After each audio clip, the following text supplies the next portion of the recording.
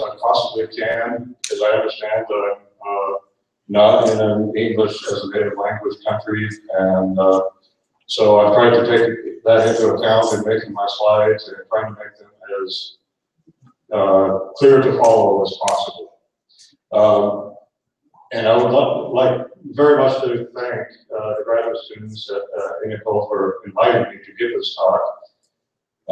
It's a pleasure being here. I'm fascinated by the way your research institute works, and it's really very, very impressive to me. And I think everybody here is doing excellent work. I'm going to take, today, I was actually asked to give 2 talks at this conference, and so I'll be talking a little bit more generally tomorrow about some relationships, about my take on some relationships between what we call phylogeography and what we call biogeography. And today, what I want to do is summarize some of our research in a way that I think gives us a little bit of insight into kind of some of the hurdles that we face as biogeographers in terms of framing questions, in terms of addressing patterns that we have, that we find. I think I thank Professor Avis for doing the work that he and his colleagues were doing during the 1970s and 1980s, particularly that very instructive 1979 study of pocket rovers that he showed. When I first read that, I was still a graduate student at the University of New Mexico, and I was searching around for, rather than the way that Professor Davis came at phylogeography and developing it as a trained population geneticist, I really wanted to be a biogeographer, more of the macroecology side of the dichotomy that he showed you. And I wanted also to chase little small mammals around the desert. That was my objective. And one of those small mammals that fascinated me, and this is the reason for the title of this talk, is that I did my graduate dissertation research on a small mammal called a grasshopper mouse. The genus is Onychomys, and they're noted for howling like little coyotes and for being little carnivores. And everything about them fascinated me, particularly when I looked at their geographic distribution and I realized that they could tell me something if I had the right tool about the relationships among deserts and grasslands in North America. Their distribution was ideal to do that. And then came along Professor Davis and his new mitochondrial DNA tool, and I realized that it was something that was worth investigating. And so this diagram was really the essence of the result of my doctoral dissertation. And it was using mitochondrial DNA restriction site data to a geography of divergence among different species and populations of grasshopper mice. And you can see that we go all the way through the arid lands of North America, the grasslands and the deserts.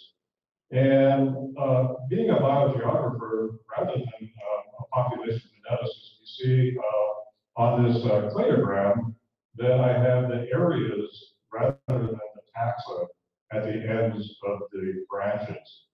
And so I was thinking in terms of relationships among areas, while Professor Davis was saying that we have the possibility of looking at co-distributed taxa and from a molecular perspective and revealing relationships that we never had seen before. So that's some background. And so that really got me interested in the deserts as a system, as a potential system of interest in biogeography. These are the traditionally named deserts in North America. 3 warm deserts, the Chihuahuan, Sonoran, Mojave, and 1 cold desert, the Great Basin Desert. These come from a plant ecologist, forestry, in 1942. And you probably see these in most of your textbooks and readings. My colleague David Hafner and I decided boldly, after doing some mitochondrial DNA analyses, that the peninsular desert, particularly Baja California Sur Peninsula, deserved in its own right to be considered a separate desert. There are paleoecologists that don't like us very much for doing this. They think we're complicating things, but I think I'll show you some evidence throughout this talk that might convince you also that there's an evolutionary argument for suggesting that this is a different desert, different from the Sonora Desert. Okay, now I want to take you through some history in a couple of different ways. You're all very young. I'm very old. I'm not as old as Professor Davis, but I'm very,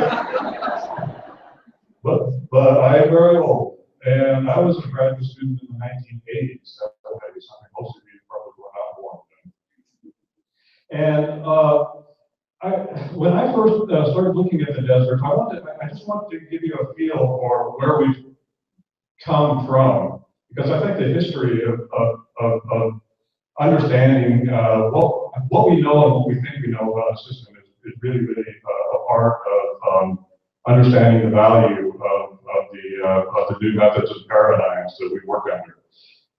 Prior to the 1980s, as with much of biogeography, it was really driven by this idea of changes in landscapes during a Pleistocene time frame. And going from, for example, this reconstruction of the late glacial age North America with massive continental ice sheets to an interglacial with the melting of those ice sheets.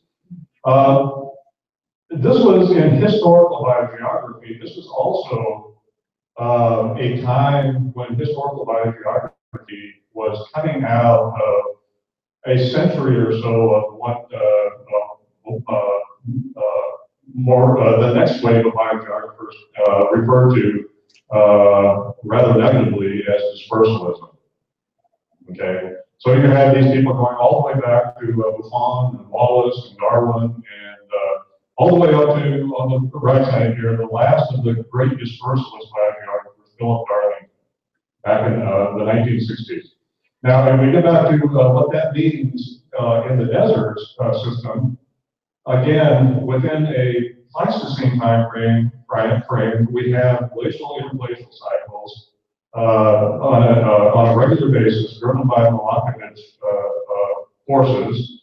And if we just go up to this late glacial maximum up at the very top, about the last 25,000 years to the most recent, let me show you what this meant in terms of a typical model for, I think, continental biogeography in general, but let's focus on the deserts, and even more specifically, let's focus on the implications for a model or a paradigm of biogeographic history for the Baja California Peninsula.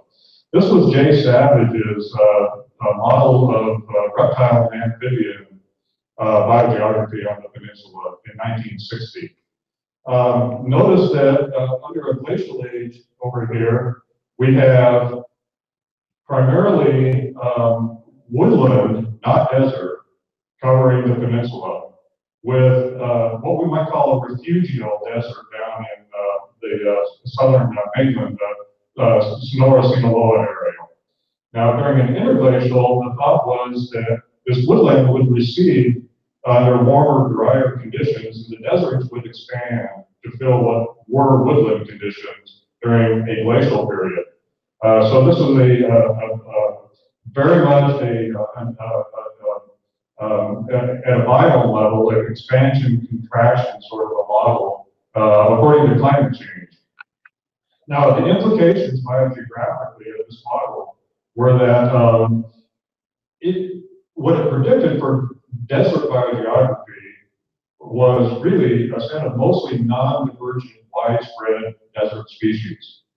Okay, there was not enough time under this post-glacial expansion and dispersal model for the evolution of separate species or separate phylum groups, as we're talking about today. Okay, mid-20th century in historical biogeography, dispersalism is bad. All right, and dispersalism is bad began with a biogeographer, a very iconic, fascinating figure in biogeography, Leon Croizat, who at this time was living in Venezuela. He was not Venezuelan originally, but he moved out there before his death. And he created this paradigm called pan-biogeography. Now, pan-biogeography is difficult to understand. Leon Croizat is very difficult to understand. Croizat wrote things like, Leon Croizat is great. Charles Darwin is awful. Anyway, that explains Croizat to you. So he was not read very widely for many, many years. But he had this wonderful metaphor of Earth and life evolving together. Okay, so he was beginning to say dispersalism is bad. On the other hand, there really wasn't a model of a dynamic Earth at that time that was really believable. Now, in retrospect, biogeographers might have had a model of a dynamic Earth going back to 1915 with a meteorologist by the name of Alfred Wegener. Notice he wasn't a geologist, he was a meteorologist, okay? With a little book he published called The Origin of Continents and Oceans. He gave the world a dynamic Earth. Now, other people before him, including Charles Lyell, imagined a dynamic Earth, but really did not have good models. But actually, Wegener had a pretty plausible model of continents moving across the face of the Earth. He did not have a good mechanism. His times were all wrong, his geological times, and so nobody believed him. Okay, the geologists absolutely hated it. Here's a meteorologist coming in and doing geology, and he's wrong. But following him in the 1960s, something magical happened in Earth history.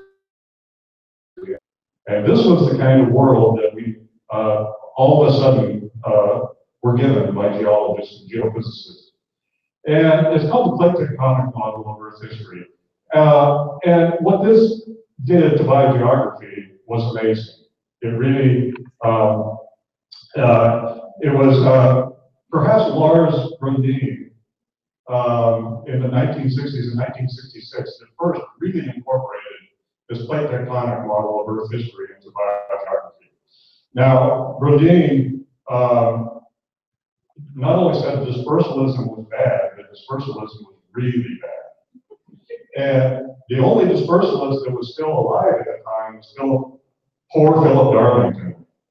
And Philip Darlington was still holding on to the stable Earth model with dispersalism across the face of the Earth. And so Brundin really laid into him in his monograph. Here are a couple of examples of what Brundin said about Darlington. He said, successful because he has misunderstood the method of approaching biogeography. It is plainly meaningless to speculate without knowledge of the reliability and meaning of the basic data. Well, that's well and good. He pretty much in one paragraph crashed his entire career. But he went on with a punctuation, and by perceptual neglect of the principles of phylogenetic reasoning.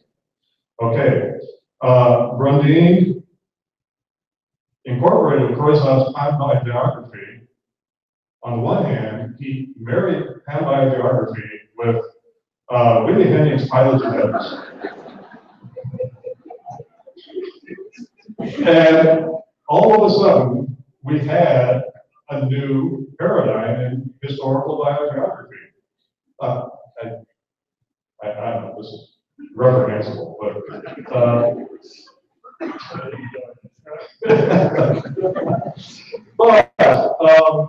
this is what preceded the 1970s revolution brought on by Nelson, Platnick, and Rosen, the American Museum Mafia, who then said, under their new paradigm of cladistic or vicariant biography, that dispersal is simply not practical.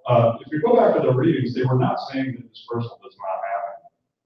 You know, sometimes they're ridiculed for dismissing dispersal as a process.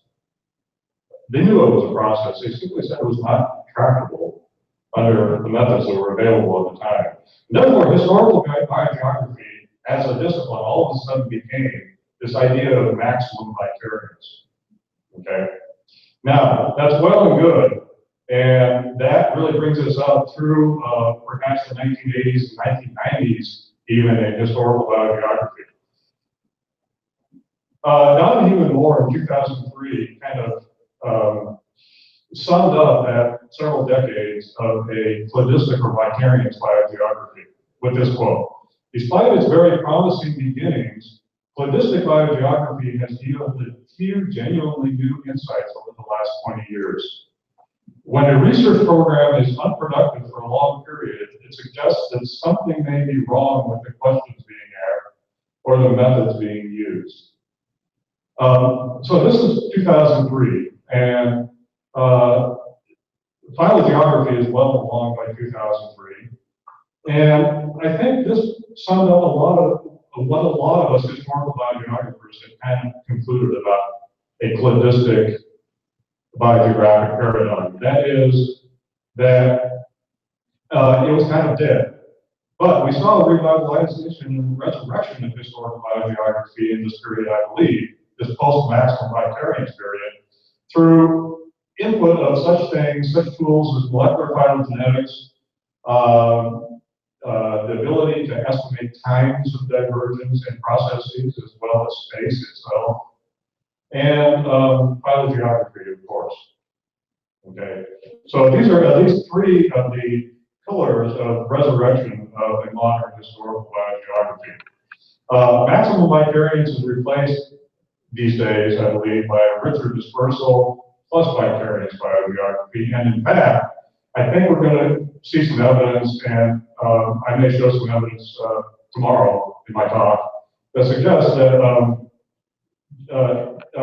maybe dispersal is much more frequent than vicariance, and more importantly, vicariance in a lot of cases, and a lot of systems. So at any rate, the idea is that dispersalism had to be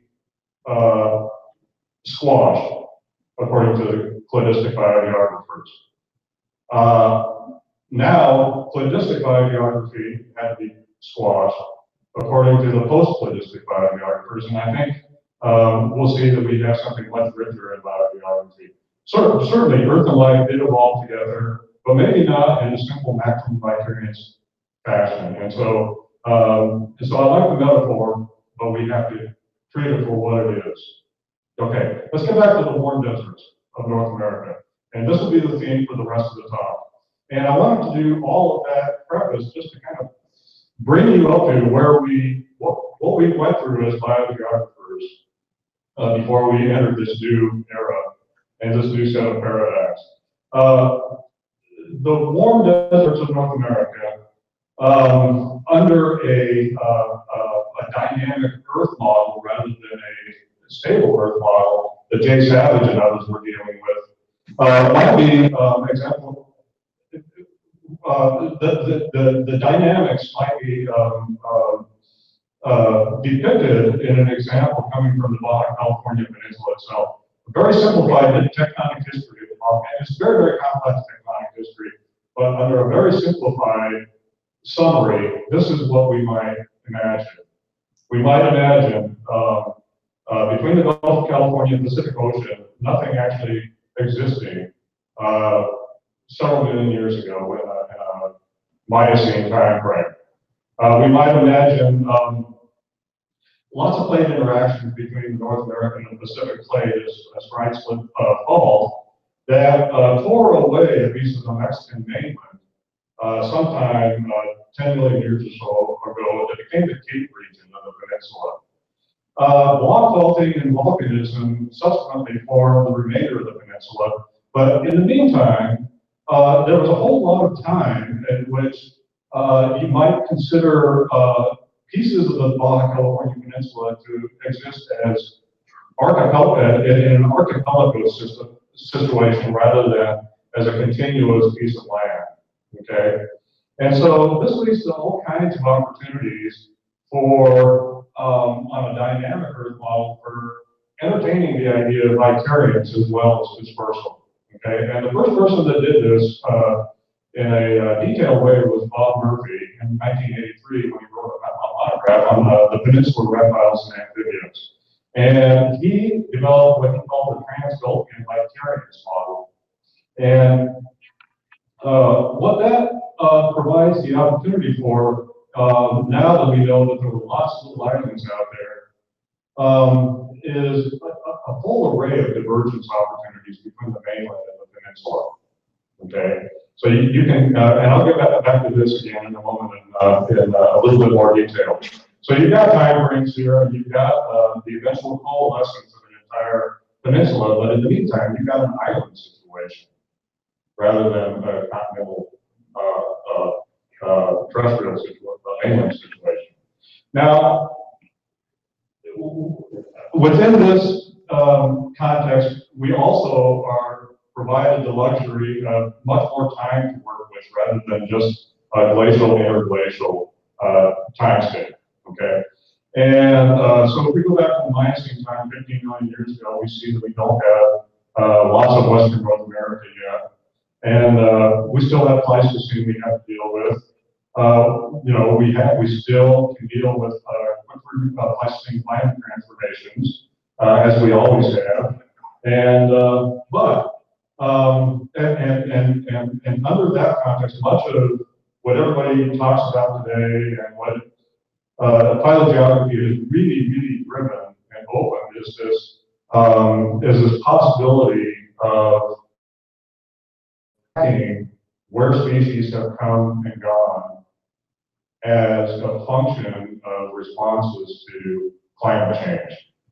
Okay, so lots and lots of Professor Elster gave you many examples of how this theme has really developed in a very sophisticated fashion with model-based phylogeography. But I'm not going to treat the rest of that today. There's a lot of that going on in the deserts also. What I'm going to do is go into this deeper time frame where we have not only geological transformations that we can bring into our thinking, uplifts that are creating rain shadows that are actually creating the deserts themselves, geological extensions that are actually creating new landscapes.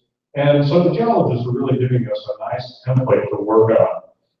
But, you know, all of those geological transformations certainly also lead to climatic transformations on new landscapes. And so we can extend this climatic thinking well beyond the Pleistocene back into the rest of the Cenozoic era, for example, and see these major climate episodes of climate change throughout the last 65 million years. I think that's really important. And in fact, back in the 1970s, paleoecologists, including Axelrod, were giving us, they were previewing this line of thinking by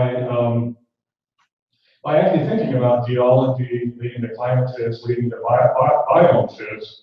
And in this model of the Sonoran Desert, Axelrod had these earlier Cenozoic xeric sites and tropical biomes that were progressively coalescing into regional deserts by the time we got into a Pleistocene time frame. So we already had this kind of thinking, and the paleoecological record actually supporting that these deserts are actually pretty new systems. These regional deserts are actually quite new biomes. Okay, so that's interesting. Okay, so what that leads to is a line of questions that we can address within a Neogene to Pleistocene time frame that have to do with the diversification of desert species and desert biotas on a geologically and ecologically dynamic landscape. Let's take that theme into the rest of the talk. Okay.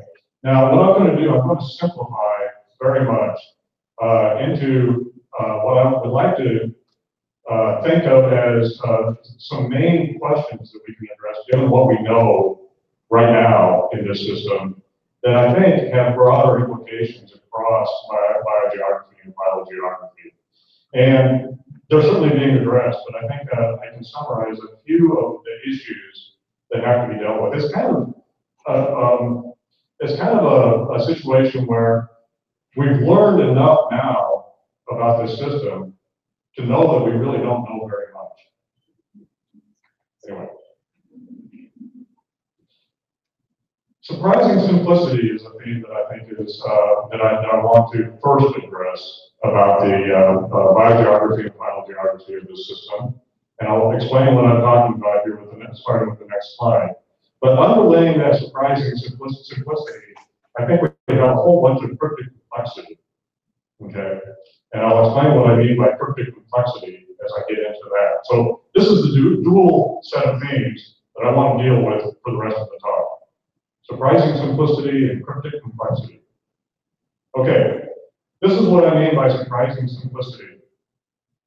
We have a whole lot of plants and animals that have been looked at primarily from a phylogeographic scale of methodology. And if you summarize major phylogeographic breaks in this system, you come down to three very, very pervasive zones of transition, of biotic transition, across the warm deserts. This is what I mean by surprising simplicity. Okay?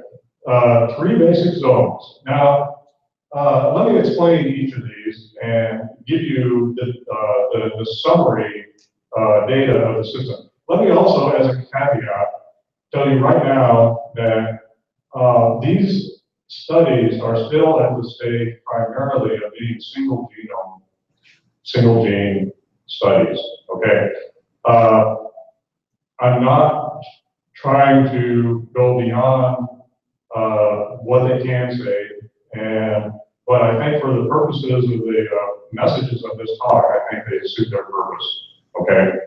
Now, here is a break that I call the peninsular versus continental break between the Baja California Peninsula and the continental warm deserts, Sonoran and Chihuahuan Desert, and going up into the Mojave Desert. Let me illustrate with a spider. You thought this was all going to be about that. The spider, this is a little cryptic ground spider that occurs throughout the western warm deserts in North America. This study, this is a mitochondrial study. If you look at this red arrow, this red arrow divides two phylogroups, one consisting of mainland of continental populations to the east of the Gulf of California and the Colorado River, and the other comprises Baja California Peninsula populations and going up into the deserts west of the Colorado River. Okay, so this is just an example of more or less the kinds of patterns, the kinds of structure that each of the following groups that I'm going to show you exhibit. Okay, now here we have, don't worry about reading and memorizing all of these. We have a whole, at least 16 sister clades. Some of these, if they have an E or a W or a C after them, are still unnamed as separate species. They're still considered different phylogroups within a single widespread species. Others have been named separate species based on molecular analyses, but they're all sister clades. There are mammals in here, there are birds, there are snakes, there are lizards, there is a toad, there's a spider, there's a fruit fly, and there's a cactus. So, biotically very general group of organisms that share this dysfunction. Okay, here's another one, and you'll hear more. I don't know, Frank, are you going to talk about this one? Not much. Okay, this is a dysfunction between the Chihuahua and Sonora desert that is very pervasive. That Professor Burbrink and his colleague Professor Pyron have written on very interestingly recently, and I think I'm continuing some studies there. Let me illustrate this break with the Western Diamondback, Crotalus atrox. Okay, once again, we see a break between geographically structured phytogroups, one that comprises the western deserts, the Sonoran Desert, and up into the Mojave, and one in the eastern deserts, generally called the Chihuahuan Desert. Okay? There are at least 15 sister clades that share this pattern of divergence across this break. And again, a whole range of mammals, reptiles, birds, and oh, we don't have any plants in this one. Oh, we still have a toad. Okay, so we still have an amphibian.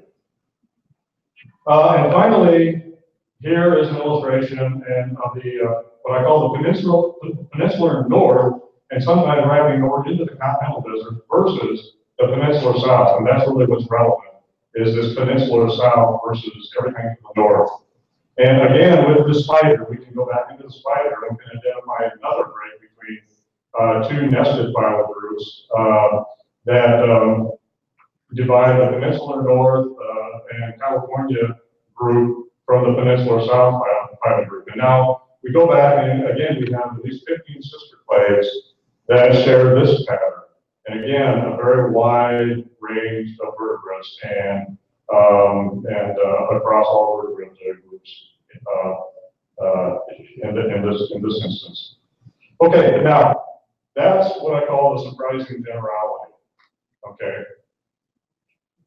Does all biogeography in the Western and the North American warm deserts reduce to fundamental biogeographic transition zones? Probably not. But there sure is a heck of a lot of congruence and concordance across these zones, isn't there? And a lot of different taxa and different groups of organisms share these breaks. Okay. Now, one hypothesis would be that they all arose as a result of a single simple vicariance event at each of those breaks. Okay, that's the simple hypothesis. There was a time in biogeography that might have even been the prevailing hypothesis. I think what I want to illustrate for the rest of the talk, though, is that degree of simplicity is hiding a potentially remarkable amount of complexity.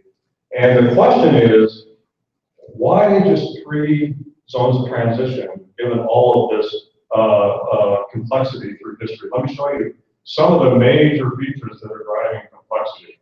Let's go back to the peninsular versus continental zone again. And what I want to illustrate here is something I would call complexity from multiple opportunities for divergence.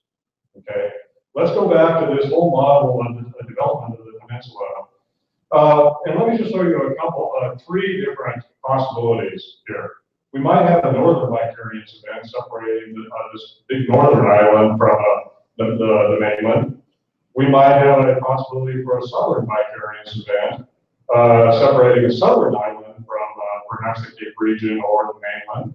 And we always have to entertain the possibility of Transgolfian dispersal as well. So we have multiple opportunities for divergence, and yet we only have one peninsular versus continental transition zone today.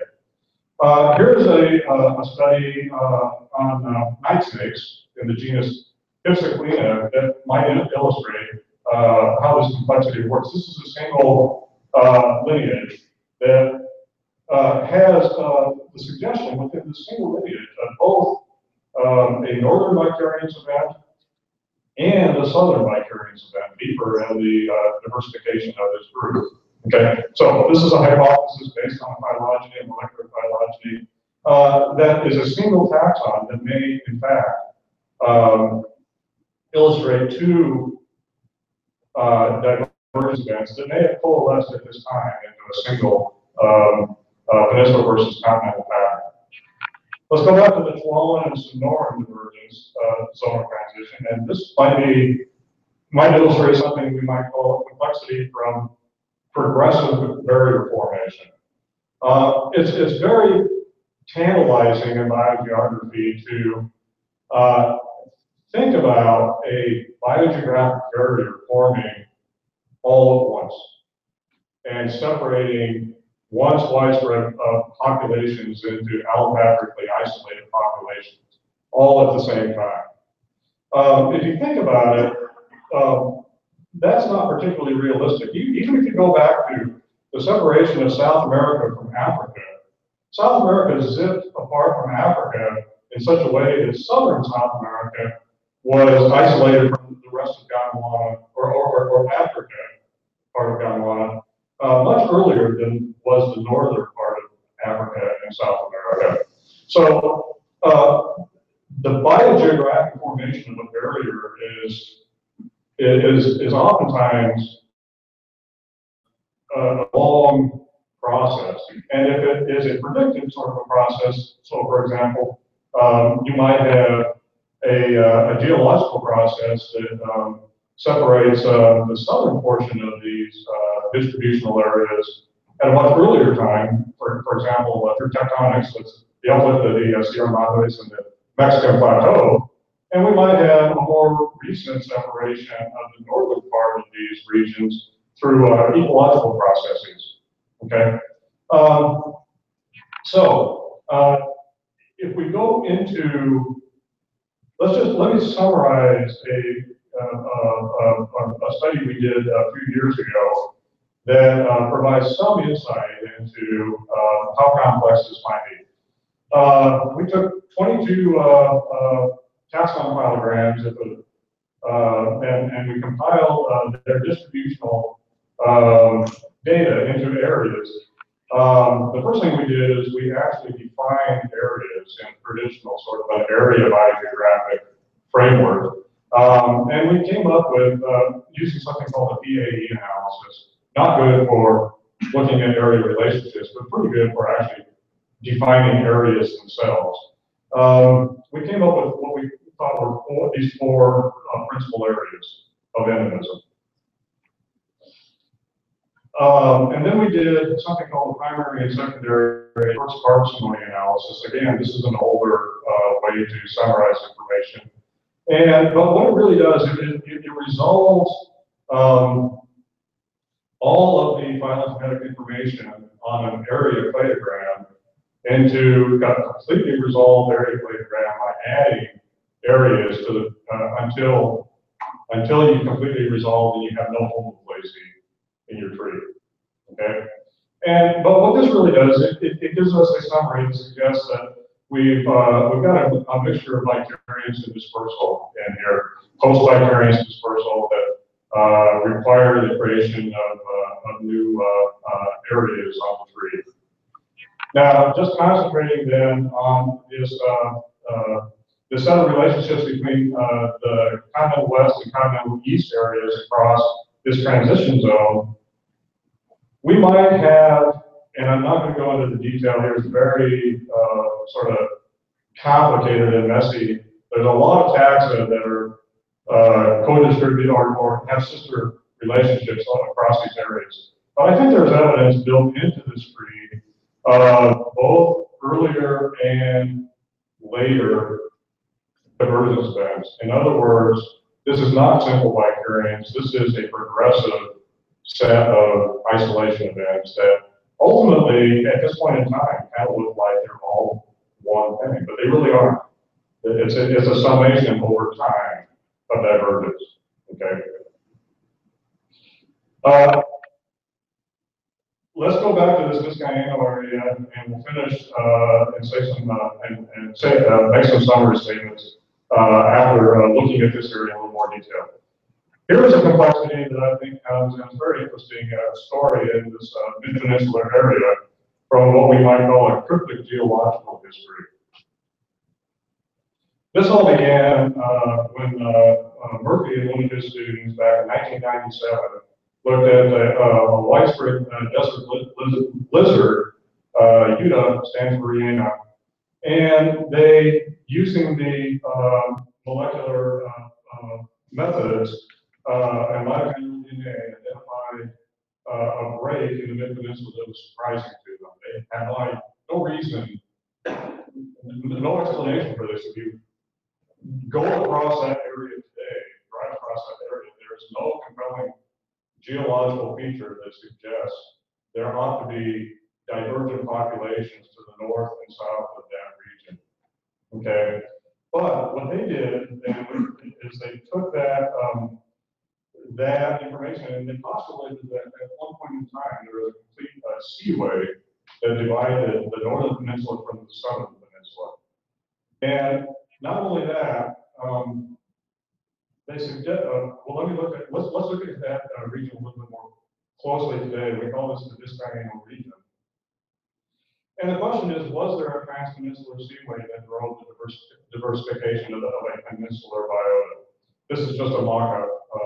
This is not based on a geological paper. This is just a cartoon. And this is just a what if. What would it have looked like?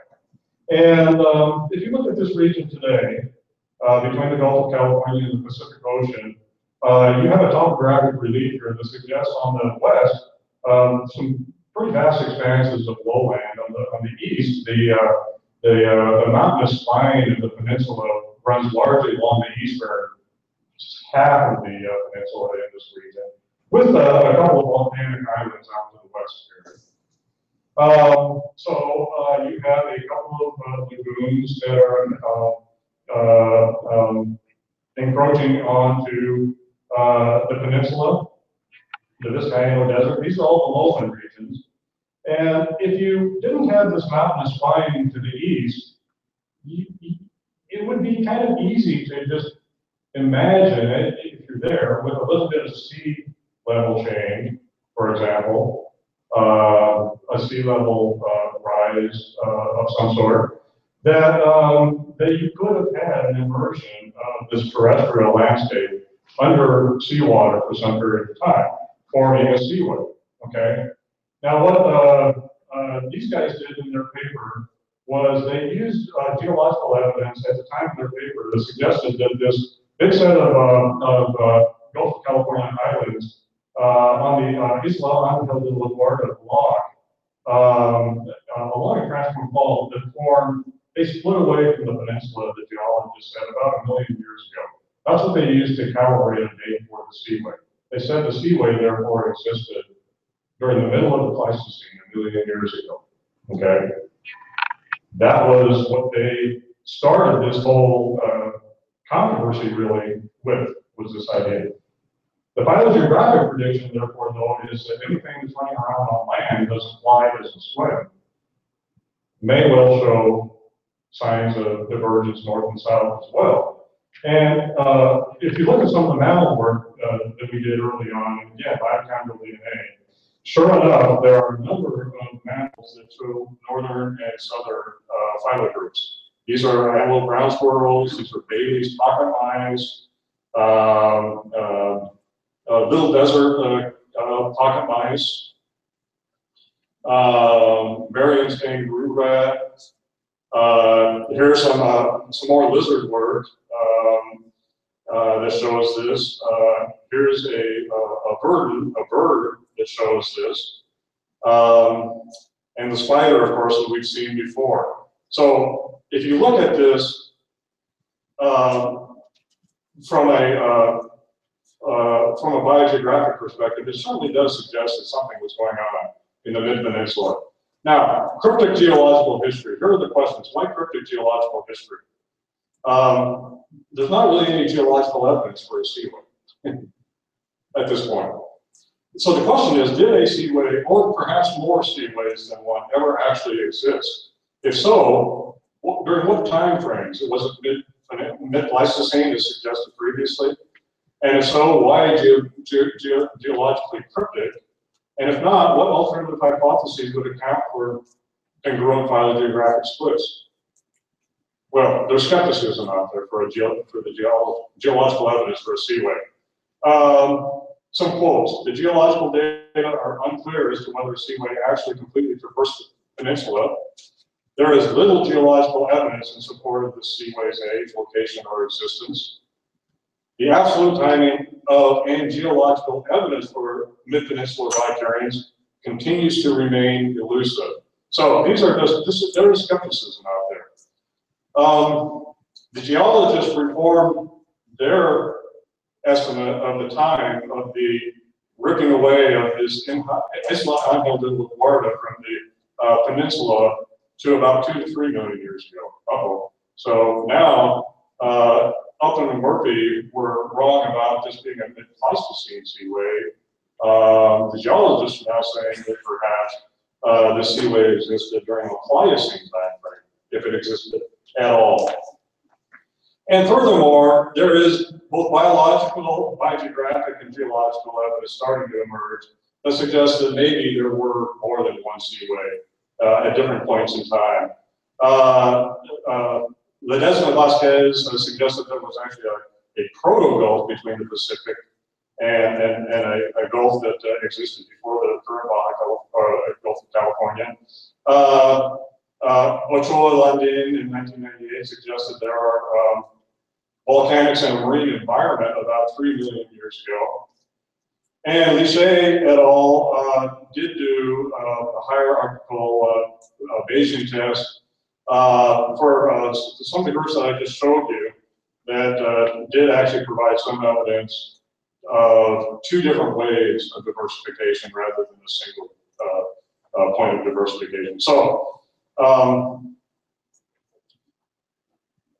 but it's still interesting to speculate on why the geological evidence is so elusive when the biogeographic evidence is so compelling, right? If we look at this again in a different detail, the orange outlines represent volcanic activity, volcanic rock. And the yellow represents the Tres Vergenes volcanic field, which has very, very recent volcanic activity, all the way up to about 44,000 years ago. Okay, it's very recent volcanics. And so there is the possibility that volcanic activity is simply obscured and erased any evidence for a seaway. One would like to find marine fossils in the Vizcaíno limestones. One would like to find evidence of marine waters associated with the San Ignacio subaerial volcanics. And finally, you would like to find marine waters associated with the Tres Vergenes eruption and uplifting. And really, the only one that has evidence thus far is that latter one, in which marine platina are actually found underneath the lava form volcano, a very recent volcano. So, at any rate, suffice to say, there are people, there's a graduate student at UCLA, for example, that are actually working on the geological history of this region right now. So it has focused attention of geologists, let's say.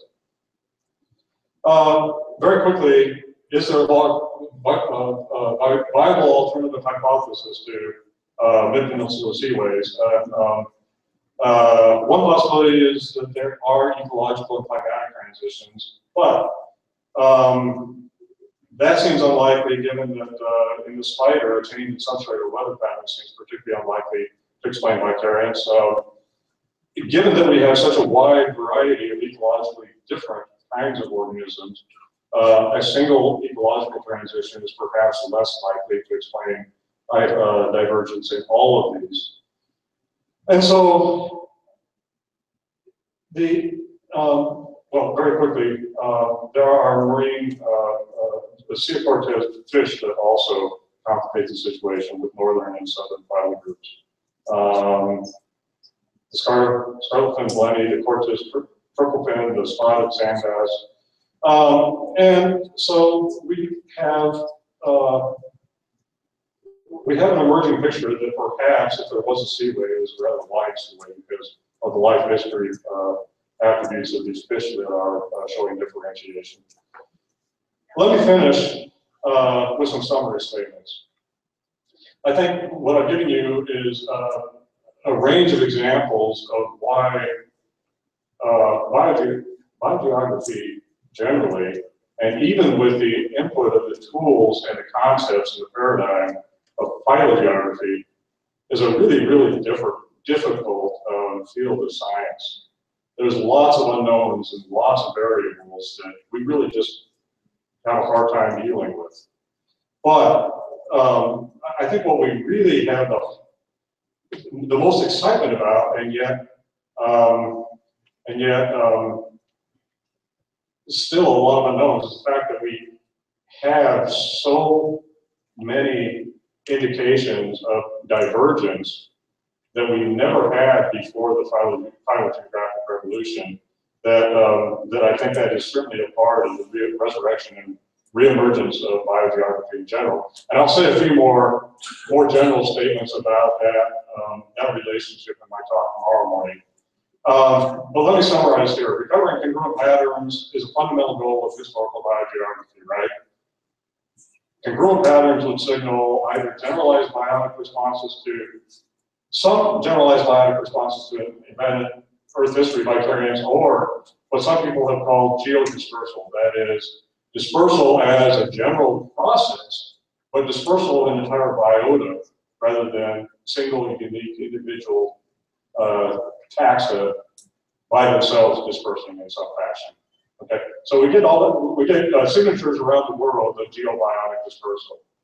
Dispersal across the Panamanian land bridge, dispersal across the Bering land bridge. These are the kinds of dispersal events that actually should predict general biogeographic signatures across co-distributed taxa as well. Okay. Okay, surprising simplicity of North American desert mass cryptic complexity caused by multiple temporally layered vicariance events, or what we might call pseudo-congruence, complex geological and climatic histories, and the uncertain interaction of ecology and geological history. That's a subject that really needs to be explored more, is that interaction of ecology and geological history. We need more biological evidence and analyses. We need different kinds of analyses. We need multiple gene analyses, of course. And we need to be able to, as we've seen this morning very elegantly, we need to be able to associate ecological traits with both divergent and non-divergent co-distributed taxa. And one of the things that I'll end on here that's really an interesting question to me, given that you have evidence for temporally layered divergence events at single or near single zones of transition, it's really, if you have ecological cycling like glacial and interglacial climatic cycles that are opening and closing a barrier in a predictable way, you know, in 100,000-year intervals, for example, what is it that allows older lineage divergence signatures to persist while newer patterns of dispersal then isolation are building on top of those older patterns? So that's, I think, where we start coming into the need for some really good marriage between ecological and geological and climatic paradigms and time and ways of thinking. And that's what an institute like this is all about, right? Coming up with new ways of thinking about these things. Thank you very much.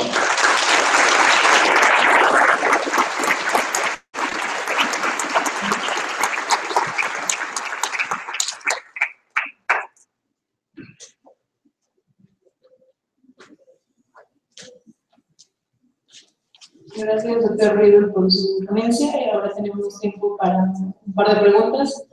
Si alguien tiene una, puede levantar la mano para que les acerquemos el micrófono.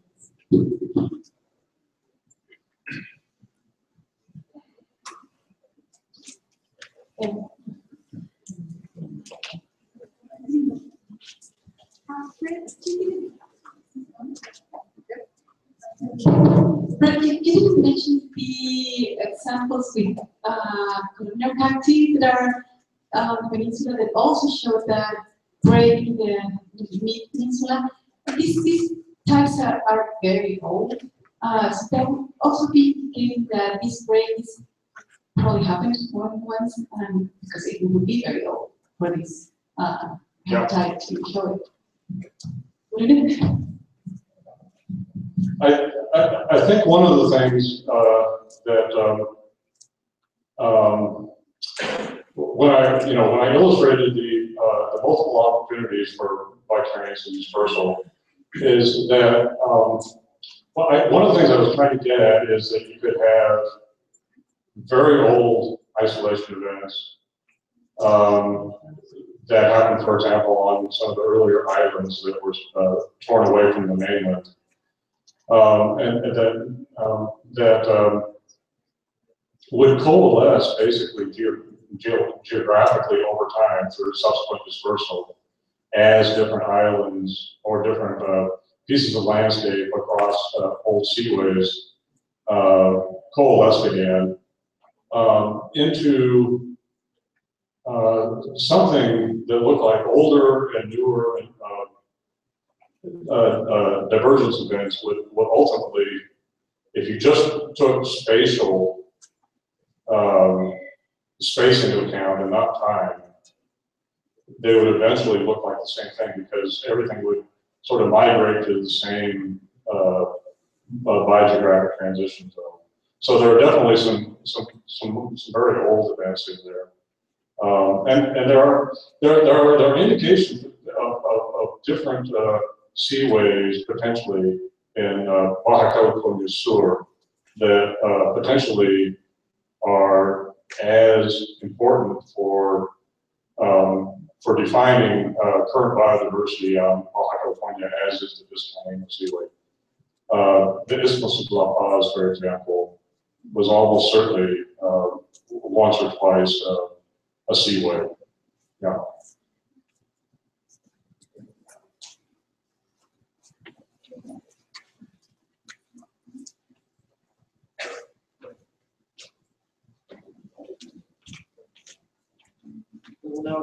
¿No tenemos más preguntas por videoconferencia?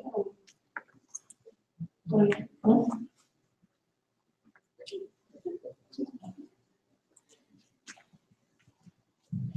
I'm intrigued by, well, I'm interested in knowing what you think.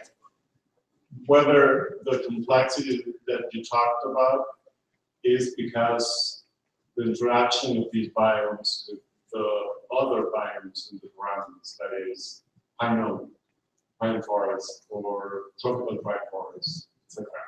Whether the complexity is because these areas have been colonized by taxa from different biomes or different times. So I'd like to know, what do you think? I think that's definitely part of it. Yeah, that's part of the picture. If you go back to the very simple illustration that I showed you from the paleontology literature from Axelrod, he very much, his idea was that the deserts as they were forming were incorporating taxa from surrounding and potentially older biomes. And I think that has to be part of the picture, is that you get new taxa coming in at different times as well. Yeah, and that's where the potentially the one of the strong needed ecological components comes into play also. Yeah, absolutely.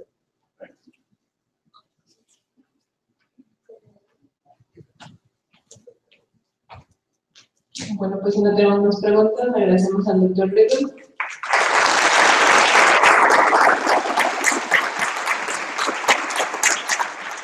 Tenemos ahora el periodo para la comida y les pedimos por favor que regresen puntualmente a las 15 horas para la ponencia con el doctor Brian Garza. Gracias.